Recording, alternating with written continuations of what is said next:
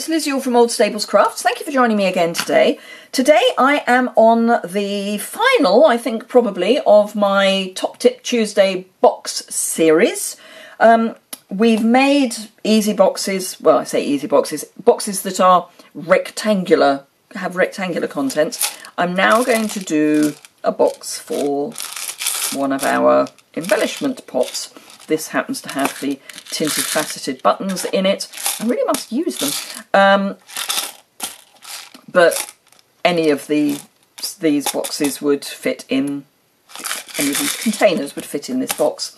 So, when you've got something that is rectangular, we went through the last couple of weeks, you measure the long side, the short side and the medium size side, and that's how you construct your box using those measurements. But what if it's circular? Well, unless you particularly want to make a circular box, and by all means have a go. They are not impossible, but they are a little tricky. Not something for a Top Tip Tuesday, I think.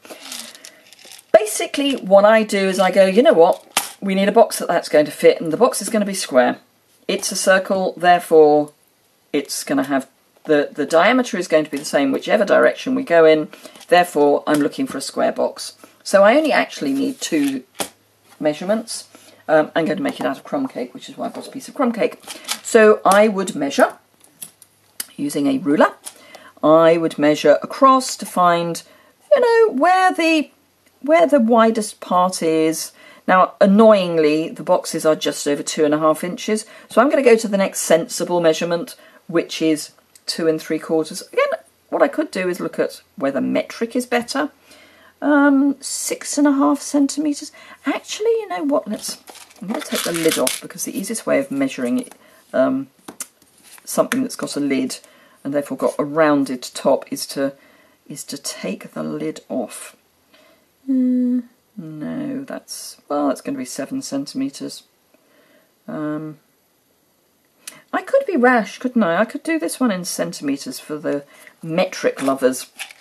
Okay, so we're going to go, I've very carefully written down some imperial, but we're going to do it in metric, guys.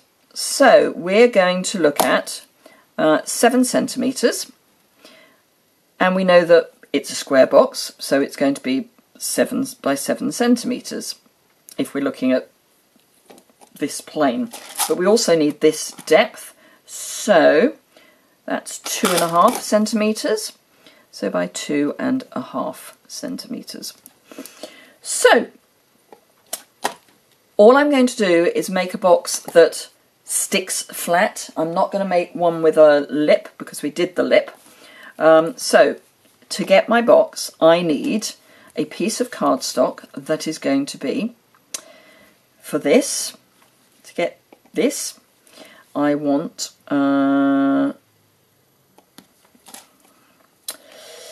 to decide where I'm having my seam. So I'm going to go 2.5 centimetres, so 2.5, we'll go into, we're metric, let's use points, so 2.5 by 7, or plus, I should say plus 7, plus 2.5. Plus 2.5 is 5, plus 7 is 12 centimetres. So that will do one. This way, for the next one, we're going to have two of the wide width. So we'll need 7 centimetres plus 2.5 plus 7 plus 2.5, and then something as a seam, so plus 1. So 7 plus 7 is 14, plus 5, 19, 20. 20 centimetres. Let me just check. 5, 6, 14, 20 centimetres. So we want a piece of card that is 20 centimetres by 12 centimetres. So grab our trimmer.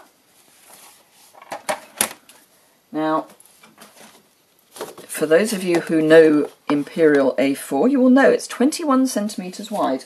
So this I'm going to cut at 12 centimetres and then trim down. So 12 centimetres, this is my scrap, by 20. So we're going to need our flap, or I could have just trimmed 1 centimetre off. So I'll just double check. I'll have a centimetre there, 20 centimetres there, and trim. This is scrap. So, okay, let me just check on my metric scoreboard whether we're going to have the measurements in the right place. Probably unhelpfully not. So we'll use our trimmer. So, okay, let me bring this back in. So the first thing we're going to do is do this bit to come up. So we know that we need a depth of 2.5 centimetres. So I'm going to measure with my thin side at the top, or my narrow side at the top, 2.5 centimetres. I'm doing it to the right of the groove, because we have got measurements here, and I just think it's easier than having all of this bit out here. If we have the solid bit here, come up 2.5 centimetres and then score, turn it round and score at 2.5 centimetres. And then we've got our seam, which is 1 centimetre. So that's 1 centimetre, and you'll notice I've got my trimmer blade well out of the way. Then we want to come and score our next piece, which I'm going to use the side as my next piece. I'm going to turn everything round. So we've got our 1 centimetre. I need 2.5 centimetres on top of that. So that's 3.5 centimetres. Plus 7. So 3.5 plus 7 is 10.5.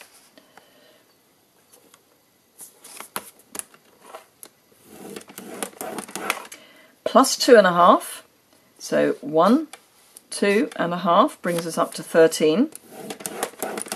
And then this bit, with luck, we'll measure 7 centimetres. Close. Yes. 7 centimetres. Hurrah! Okay. So, burnish everything.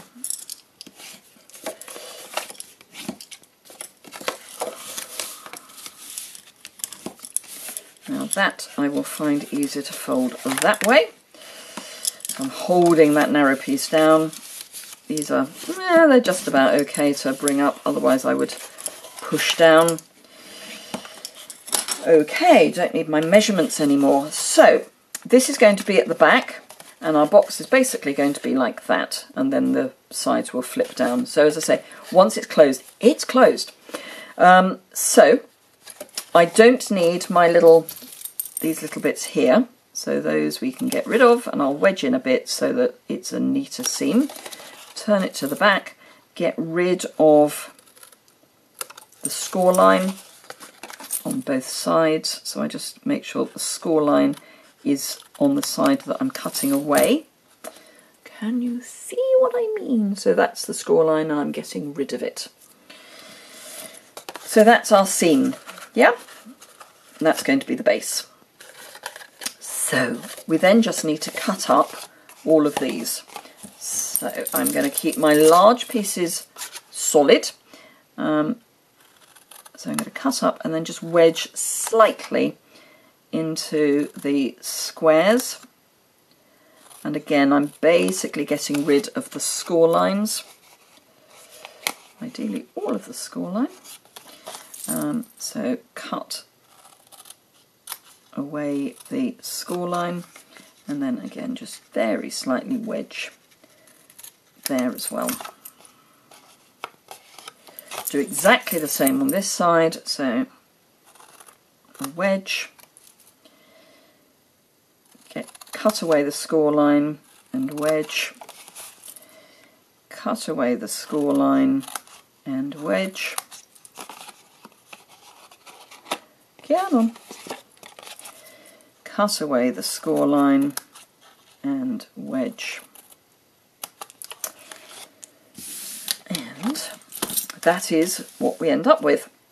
So that's our main seam, and I'm going to grab tear and tape for that.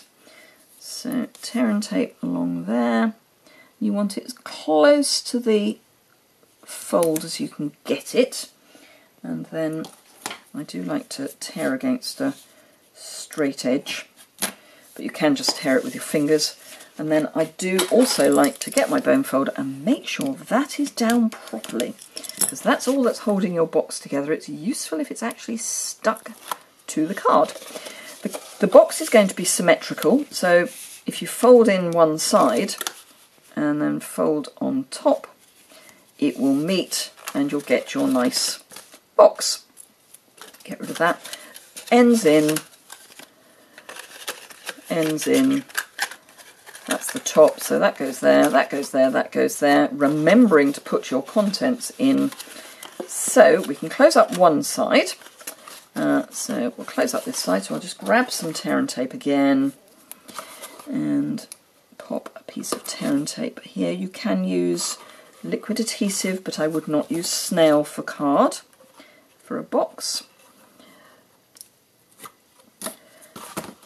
And again, burnish that down, pull it off, pop your contents into your box, and look, it fits! Yay!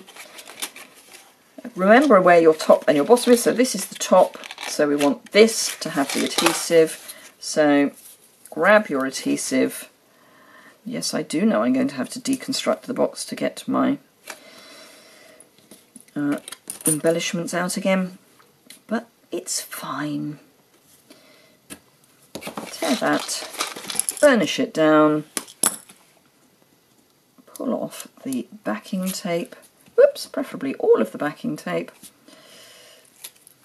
close your box, and there you have it, your lovely little box, perfect size for your contents. And if I bring in another one, you will see that it's exactly the right size. So I hope you found that useful. Say, just because it's a funny shape doesn't mean you can't make a nice box that is just the right size for it.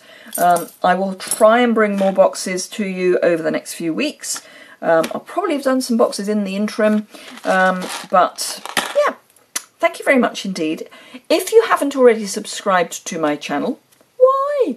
I know some people are worried about getting emails all the time because someone's posted a video, but unless you actually click the notification bell as well, just by subscribing, all you're basically doing is supporting me. And then when you go to YouTube, you will see in your list of subscription channels, or channels that you subscribe to, you'll see if there's a number next to my channel, you will see that's indicating that I've got a new video out. So you will not end up with lots of emails in your inbox. It's only if you ask for notifications that you should get those. So please, please, please subscribe to my YouTube channel. There has been a button in the bottom right hand corner. I'm not sure if it's still there because it disappears partway through the video. If you shop with me, please use the host code, which is in the description bar below. There's an associated blog post for this video. If you click on in the description bar, you'll find the link to that, and that will take you to the measurements, how I worked out how to make this, and have some close-ups of some a really interesting crumb cake box. I will probably have deconstructed it and stuff like that, so it will be slightly more interesting. But there will be more information over there. If you would like to join my team, and remember, Celebration is a great time to join my team, do remember that I recruit from Germany, France, Austria, the Netherlands, as well as the UK. I only sell in the UK. Celebration, every £45 you spend, you get to choose something from the Celebration brochure. Whilst it is still in stock, and we have already lost some items from this, we will by now have the second release, and there'll be information about those over on my website. But everything is while stocks last, so if there's something in here that you want, get that £45 order in sooner rather than later. So, thank you very much indeed. I hope you found this interesting, and I look forward to seeing you again soon. Bye!